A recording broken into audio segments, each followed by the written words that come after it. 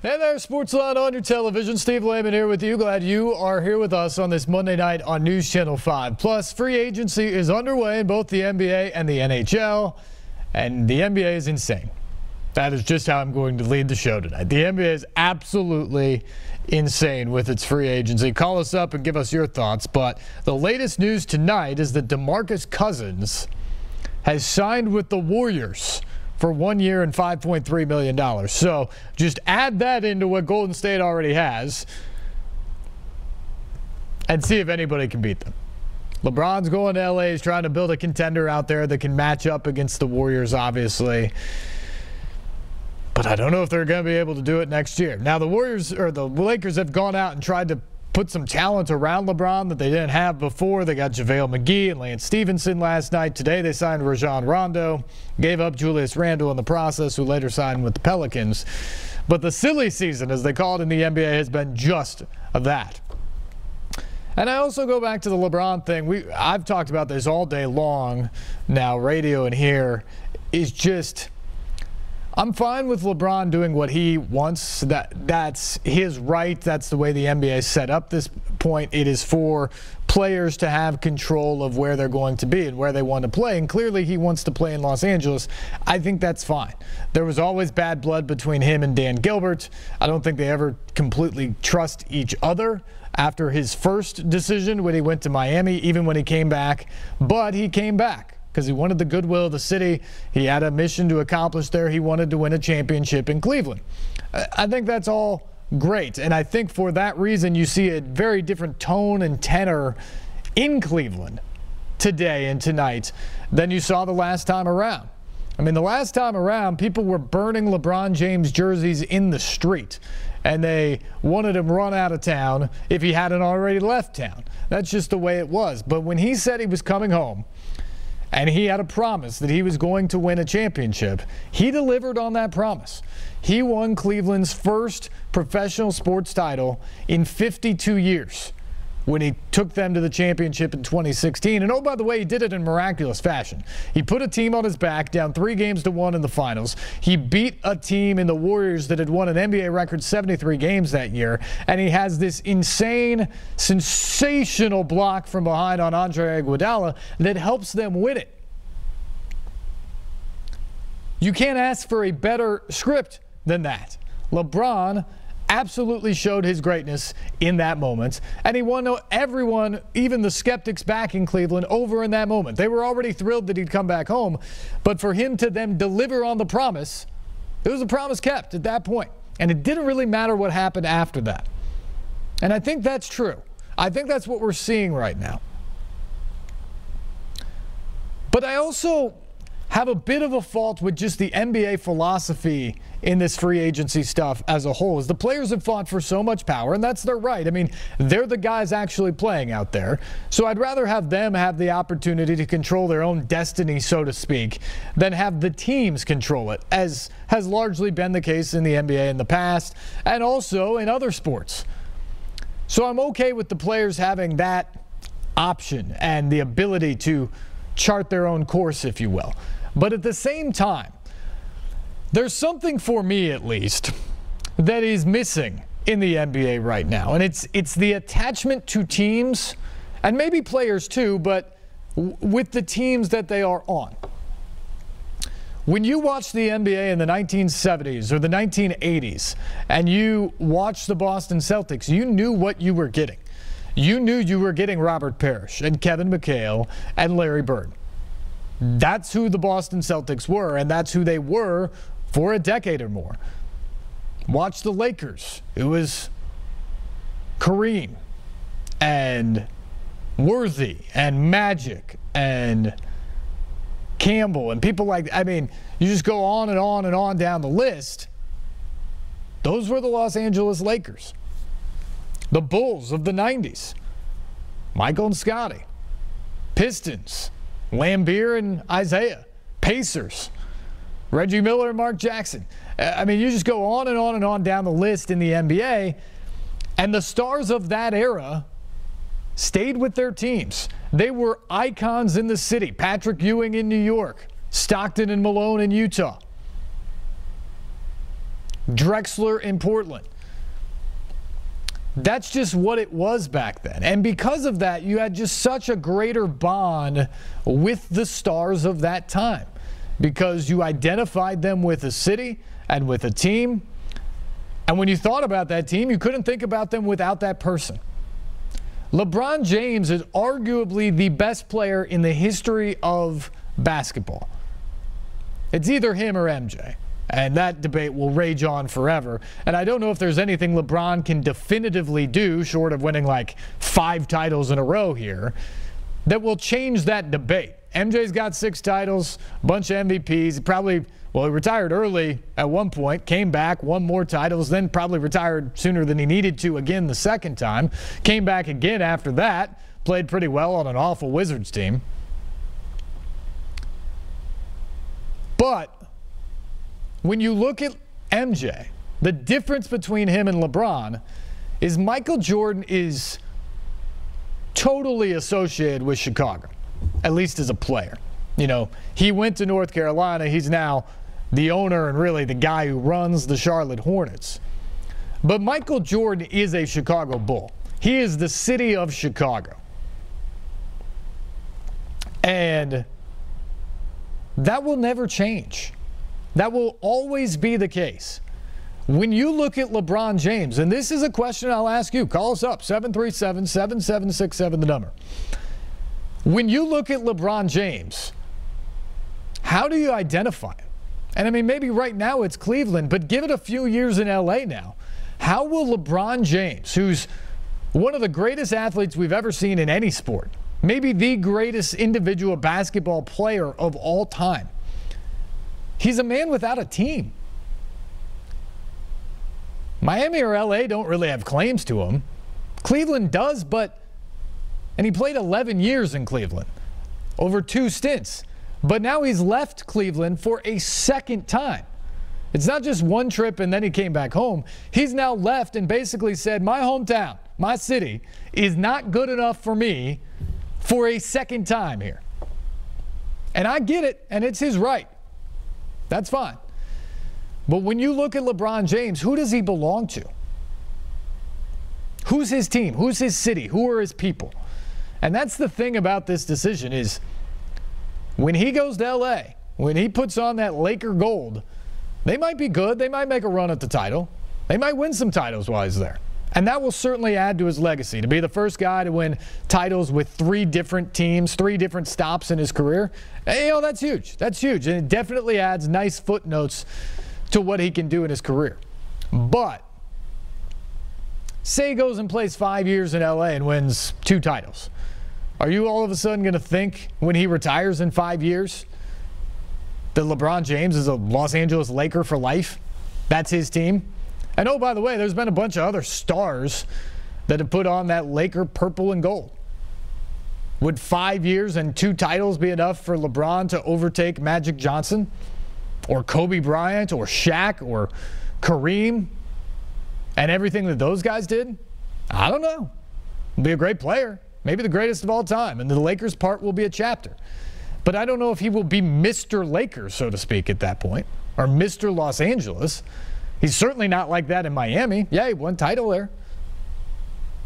He had great success with the Heat. But does anybody think of LeBron James as like a son of Miami at this point? Or the face of Miami, better yet? LeBron James is Cleveland. That is where he grew up. That is where he got drafted. That is where he put them on the map. He came back to win a championship, and he did. And they'll be forever grateful for that. And grateful for the time they had with him.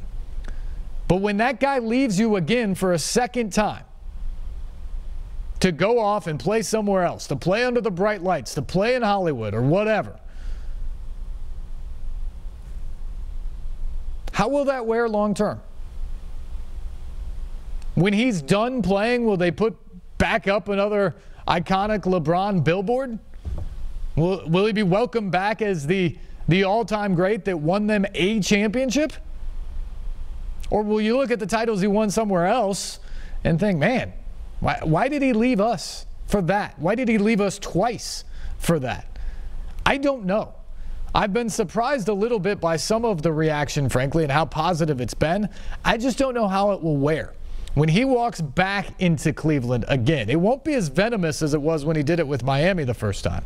But when he walks back into Quicken Loans Arena wearing Laker colors next year, that to me, I think, is when it's going to really sit in. It'll start on opening night when he's not there. But when he comes back wearing someone else's uniform and he's no longer a Cleveland Cavalier and the Lakers are good and the Cavaliers stink, that's going to be hard. And I don't think it will wear well long term. And I guess the greater point to the NBA is they have basically decided that they are catering to the stars because people watch for the stars. And I get that. There's no question about it. That's why the NBA ratings are up so dramatically right now, despite the fact that you pretty much know the outcome. I mean, I don't know why you needed to watch the NBA playoffs this year other than the conference finals. The first two rounds were laughable how predictable they were. And then you had two really good series, 7 games in both sides, Warriors and Rockets, with Houston nearly winning that, and Boston taking Cleveland to 7 games before LeBron willed his team into the finals again. Those series were phenomenal. But you didn't really have to watch the 82 games of the regular season, and you didn't have to watch the first 2 rounds of the playoffs to get into that or feel like you knew what was happening with those 2 teams or be ready for the good basketball. And then we got a dud of a finals as well. The NBA has so gone in to be a part and a partner with their players and say, you guys call the shots here. You guys can pick your teams. And more times than not, they're picking super teams. And it means that the product with the best teams is great. It's a phenomenal watch because it truly is greatness in motion. But there's a bunch of teams out there that just do not have a chance. And there's a bunch of teams that have no faces that you recognize. You cannot do the whole Isaiah and Bill or Clyde or Hakeem or Starks and Ewing. You used to be able to just name off guys and you could immediately associate them with another team. It's not as easy to do that anymore in the NBA because guys are not staying in the same place and then they're hooking up with other guys. I mean, are you going to feel like DeMarcus Cousins is a Warrior this year? Probably not. And he's probably only going to be there for 1 year, but he's probably going to win a title in that year. Changes his outlook on things.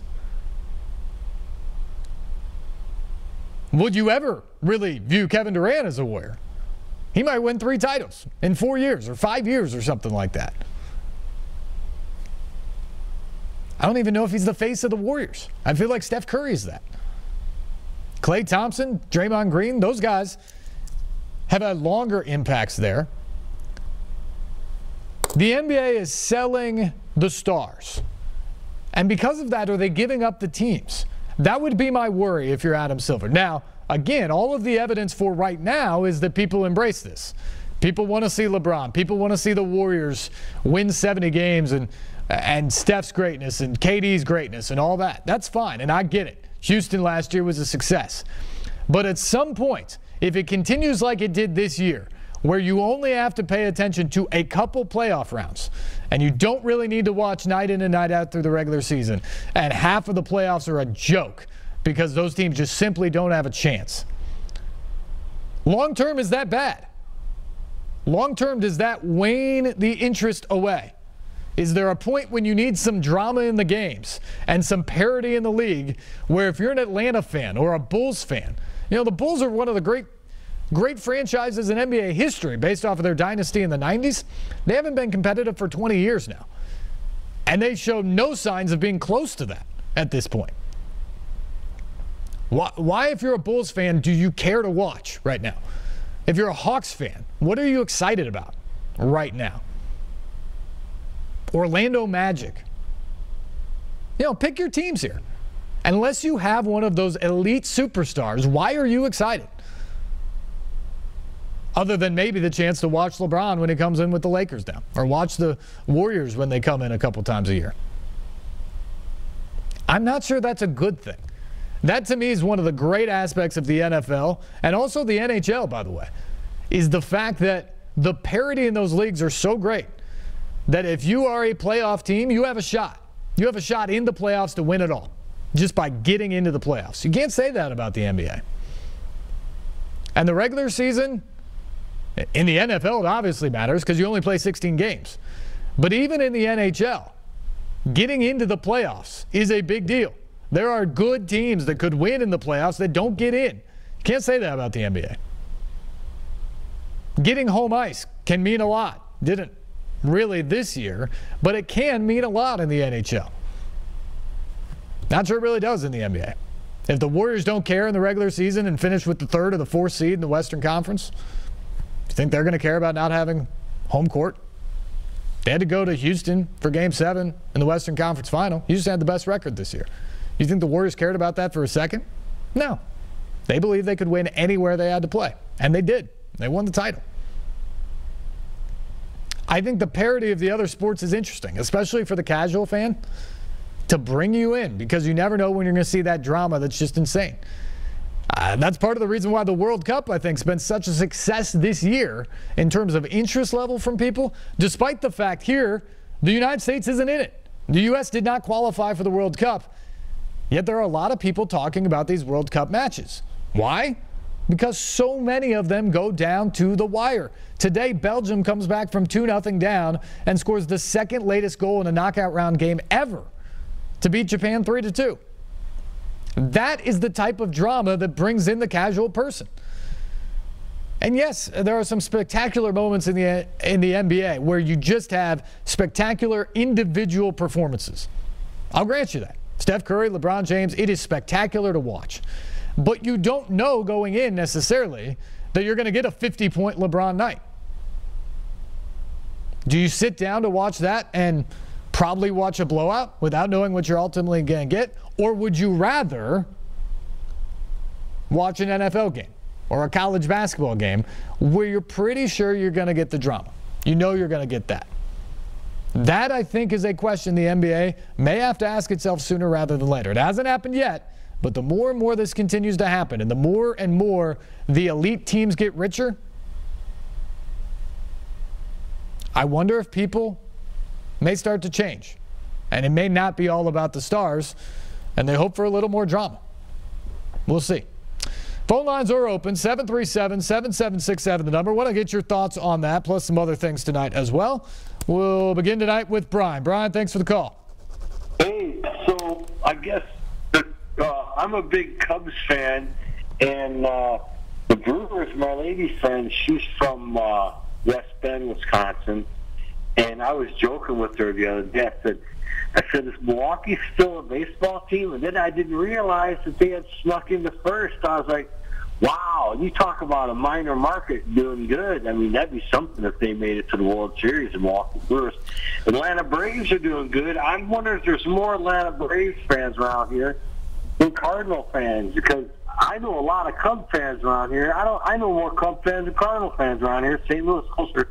And I haven't heard, I remember back when that guy Chipper Jones or something, there used to be a lot of Atlanta Braves fans, but I don't hear about them anymore. What's up with that? There are a lot of Braves fans around here. There's no question about it. You heard more about it in the 90s. One, because the Braves were awesome in the 90s. They won division title after division title, and they went to World Series, and they won a championship in 96. That's the biggest reason you heard about it. But the other thing, Brian, is Nashville's completely changed. In the 90s, we were a no professional sports town team, or a no professional sports town. And so when you looked out there for a team to get behind and cheer, Atlanta was close and it was winning. And so a lot of people were big Braves fans during that time. The Braves have obviously fallen off until really this year in terms of their success over the last 15 years or so. But also in the last 20 years, what's happened? Nashville's become a multi-professional sports town. You have the Titans now. You have the Predators. You have your own rooting interest here. We have a Major League Soccer team on the way. That sort of siphons off the interest level in those teams in other markets. I still think the Braves probably have the most fans here in Nashville, and I think if they continue to play the way they have this year and become a perennial team battling for a division or a team that gets into the playoffs, I think you'll see that excitement ramp up again for the Atlanta Braves, because we don't have a professional baseball team here. But that is the story. One, they haven't been nearly as good for the last 15, 16 years or so as they were during the heyday. And two, the entire makeup of Nashville's changed because we have pro sports now. And, I mean, what, is the city doubled in size since that time? Something about like that? A lot of those people, as you mentioned, have moved in that are Cubs fans or Cardinals fans or Yankees fans or Red Sox fans. And so there's a lot more of a melting pot of these sports fans here than there ever were before. Hey, how about that Nashville Sounds? How are they doing it? Are they packing the stadiums? It's so hot. Are people able to stay cool down there? They pour ice in themselves? Or how's the concession stands down there? You can get a cold beverage. You can get ice if you want. You can do pretty much anything you need to stay cool. They do get good fan and support down there, Brian. That's the great thing about First Tennessee Park, is the fact that so many people do show up to take part of that team. The team's been okay this year. They're not great. They are not a division title contender. They will wrap up the first half of the season actually with a 5-game series against Iowa starting on the 4th of July, Wednesday night, going through the weekend, going into the All-Star break next weekend. It is a great time to go down there and hang out and watch some good baseball. Some of these guys are going to be up in the league before the year is out. But, yeah, they're a very average team this year. They're not terrible, but not great either. They've gone on a bunch of streaks. They could use to get a little bit better pitching down the stretch here and keep up the bats. So we will see how that goes and how they fare in the second half of the season. But if you're looking for something to do, even on a hot night, because all their games are at night, so they're not out there baking in the sun at 2 or 3 in the afternoon. If you want to go someplace after sundown, get out there and watch some baseball and enjoy it in a really good park that's friendly to fans with great sight lines, cool amenities, and things like that. First Tennessee Park, now in its 4th year, is a very, very good place to do that. Back to the phones we go. We go to line 2 and say hello to Wayne. Wayne, good evening. Yeah, good evening. I appreciate the time. You bet. I grew up in the 60s when teams used to be, it was a team effort. And I think that's what's missing today. When I watched the NBA Finals, it was a one-man show.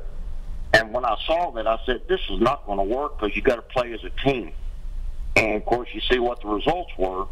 But I think that's what's missing today. Instead of seeing a team effort and every player is trying to win no matter how much he makes, now it's just, they get paid. Why should they perform? They get paid before they go on the court. Well, I will challenge you here on this a little bit, Wayne, is that, yeah, these guys are getting paid handsomely, but they're performing to live up to it. I mean, LeBron James getting $153 million. I would argue he's worth every penny of that in terms of his performance on the basketball court. I do think you make a point about LeBron being kind of a one-man show in the finals because Cleveland was just so outmanned there. But on the other side, when you look at Golden State, Wayne, don't you think they're a pretty good team? They got a bunch of stars, but the way they play together, that's pretty phenomenal teamwork as far as I'm concerned. Well, what I think is encouraging is when a team can sweep a final, that proves they're the best team, and this is a three-peat team. So they definitely made a point they're the best team. So when you see that, it's encouraging instead of it going to a Game 7, when you say, well, anybody can win, when you're out to prove you're a winner, you do what it takes. Yeah. Wayne, thanks for the call. Golden State clearly was the best team this year. But remember 2 years ago when LeBron delivered on his title promise in Cleveland, that Golden State team won 73 games. They beat the Bulls for the best record in a regular season of all time. And LeBron beat them. Now, that Cleveland team was better. They had more pieces on that team. They had more shooters. That's a big thing when you're playing with LeBron, is to be able to space the floor. But LeBron was absolutely crazy good in those finals to lead Cleveland to that championship. And so sometimes it isn't always the best team. It's about what you can do and the performances that you can put out there. But it is something right now to see all these stars kind of flock together and want to play with each other. Maybe that's a sign for teamwork, actually. Golden State's made it work. Steph Curry's an MVP. So's Kevin Durant.